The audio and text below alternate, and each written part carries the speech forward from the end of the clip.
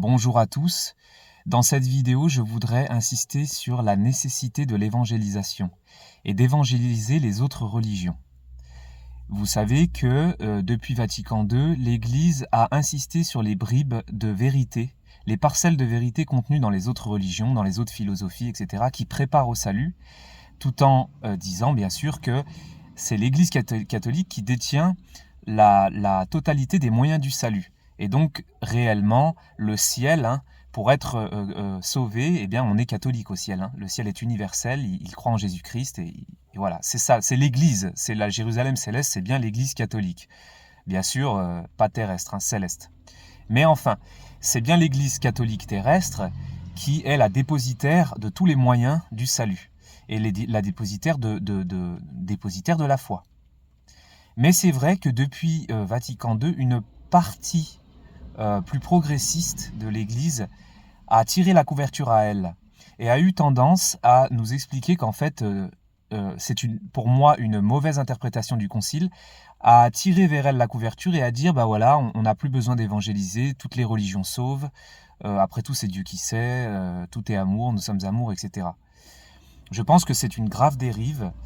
Et c'est la preuve encore, j'en suis une preuve vivante. Pourquoi ? Parce que j'étais athée et je suis devenu catholique. Le Seigneur est rentré dans ma vie. J'ai eu un petit passage où il y avait le Christosol et ensuite il m'a montré ses frères et sœurs, la communion des saints, donc son Église. Voilà. Si jamais il n'y avait pas eu besoin pour que je sois sauvé de m'amener à l'Église catholique, jamais le Seigneur ne m'aurait amené à l'Église catholique parce que personne ne m'a pris et m'a amené là-bas. C'est bien le Seigneur qui m'a dirigé vers là-bas par des signes, par des choses surnaturelles, mais aussi des réflexions et des choses naturelles et des rencontres, etc.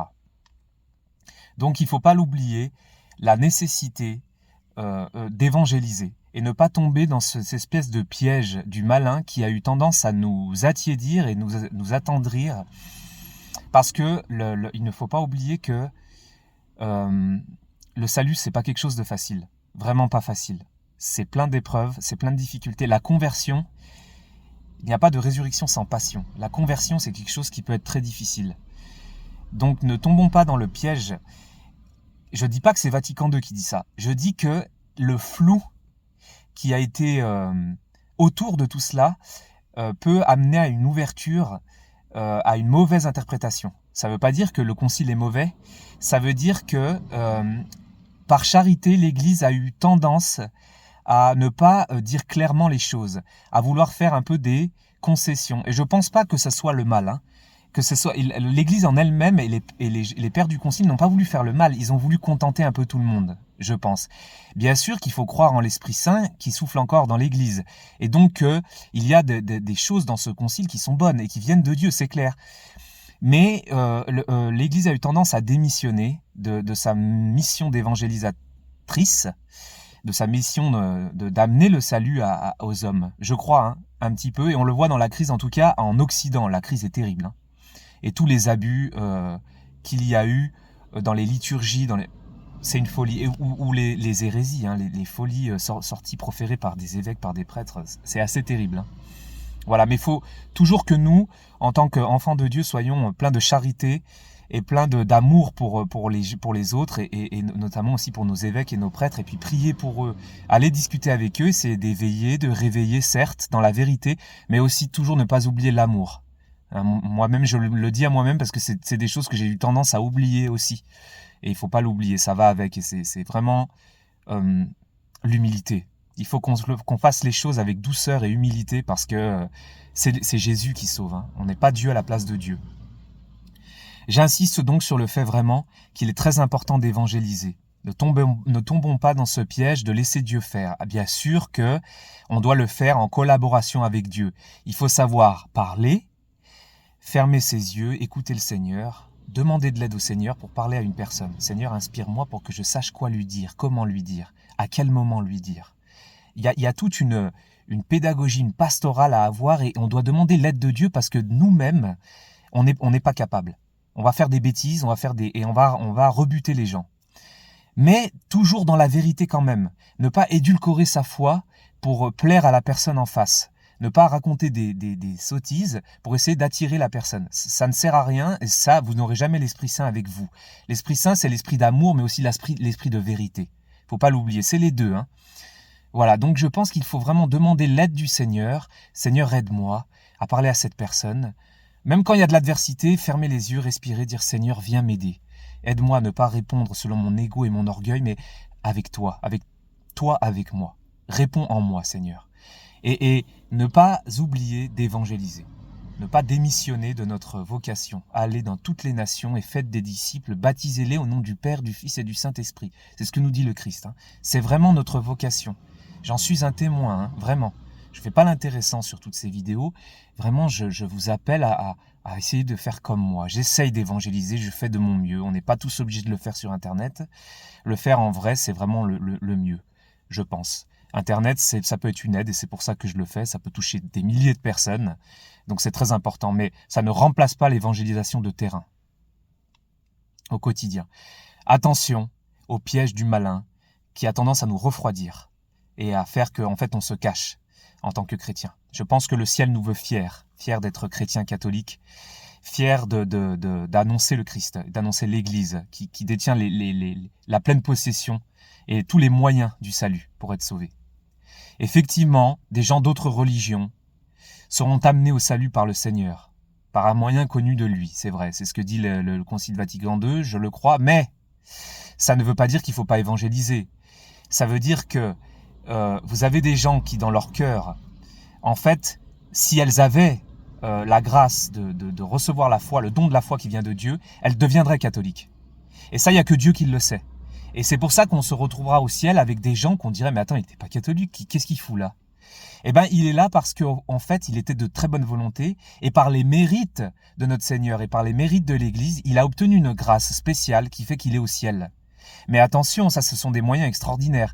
Ça reste dans le moyen ordinaire, l'Église qui détient les moyens du salut, et il n'y a pas de salut en dehors de l'Église catholique. En dehors de l'Église catholique, point de salut.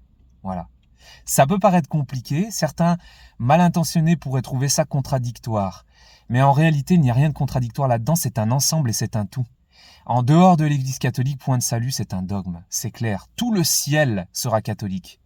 Pour autant, il y aura des gens qui venaient d'autres religions qui obtiendront une grâce, un moyen connu de Dieu seul, qui obtiendront une grâce d'être sauvés. On les verra au ciel et on dira, mais il me semblait qu'ils disaient, mais on ne sait pas comment ça fonctionne. Avant de mourir, le Seigneur peut tout à fait se révéler à eux par un moyen extraordinaire. Mais ça, c'est les moyens extraordinaires. Donc, ce n'est pas la règle. La règle, ce sont les moyens ordinaires. C'est l'Église qui les possède. Et on le fait et on progresse avec les sacrements. Les sacrements qui nous donnent la vie de la grâce. Il peut y avoir ça et là, le Seigneur qui agit en dehors des sacrements. La preuve, j'en suis une preuve vivante. Hein. Je ne fréquentais pas les sacrements, je n'étais pas catholique et il est venu me chercher, il a fait de moi un catholique sans l'aide des sacrements. Et on voit des musulmans qui se convertissent, on voit des juifs qui se convertissent. Donc on voit bien que sans l'aide des sacrements, il y a parfois, extraordinairement, des personnes qui sont amenées au salut, amenées à l'alliance. Ça, c'est les moyens, on va dire, extraordinaires connus de Dieu seul. C'est ce que nous dit un peu Vatican II. Et moi, je l'accepte. Mais n'empêche que pour la majorité des gens, ils rentreront dans l'alliance parce qu'ils auront entendu parler de la bonne nouvelle. Et la bonne nouvelle aura été prêchée par un prédicateur, par un prêtre, par un homme de Dieu. Et ils rentreront dans le salut et dans l'Église catholique. Et ils auront la foi grâce à ça. Vous avez des gens qui vont à la messe, qui rencontrent le Christ à la messe, d'autres dans le chapelet, d'autres par la prédication d'un prêtre, d'autres en allant se confesser, ou d'autres d'un coup comme ça. Voilà, c'est les moyens ordinaires, c'est 99% des conversions. Ou des reconversions, des gens qui reviennent à Dieu, qui s'en sont éloignés et qui reviennent. Ça passe souvent par quelqu'un d'autre. Ça peut passer par moi, ça peut passer par un prêtre, ça peut passer par un évêque, ça peut passer par un homme de Dieu, voilà, tout simplement. Un homme qui essaye de mettre le Christ au centre de sa vie, avec ses qualités, ses défauts. Voilà.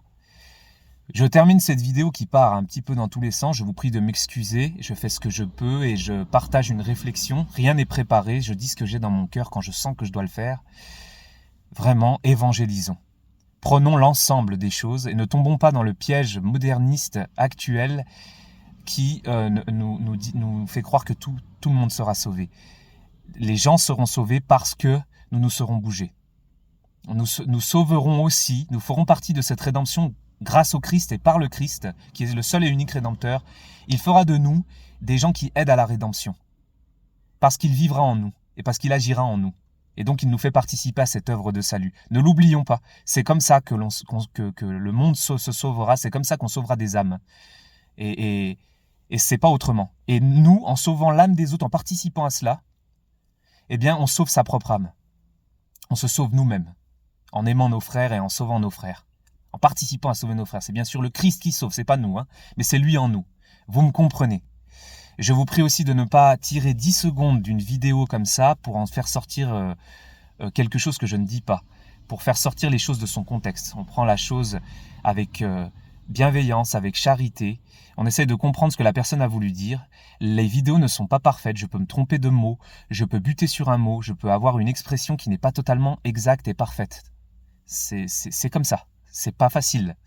Je vous prie donc de m'excuser et je vous prie donc d'avoir cette bienveillance dans les vidéos et dans les commentaires, s'il vous plaît. On ne tolérera pas sur cette chaîne que ça parte dans tous les sens, dans des attaques dans tous les sens, c'est pas possible. Parce qu'il y a des gens qui lisent les commentaires et qui ont envie de voir des belles choses, qui ont envie aussi d'avoir des choses qui font progresser. On peut reprendre, on peut ne pas être d'accord, mais on le fait toujours avec bienveillance et avec charité. Voilà, c'est ce que je vous demande. Toujours. C'est comme quand on essaye d'interpréter l'Église, ce que dit l'Église. On ne prend pas les choses en disant directement « hérétique, hérésie », etc. On prend les choses, on essaye de comprendre ce qu'a voulu dire l'Église dans une herméneutique de la charité, et non pas en condamnant déjà à l'avance ce que l'Église a voulu dire. Voilà, moi je ne condamne personne, je ne suis personne. J'écoute, mais je donne quand même mon avis et je dis attention à certains flous, parce que le diable adore le flou. Il adore le flou. Et il faut faire attention, il faut être clair.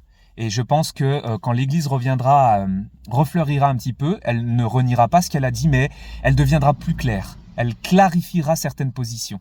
Je pense, je le crois, je peux me tromper. Soyez abondamment bénis par le Seigneur. Bonne continuation à vous.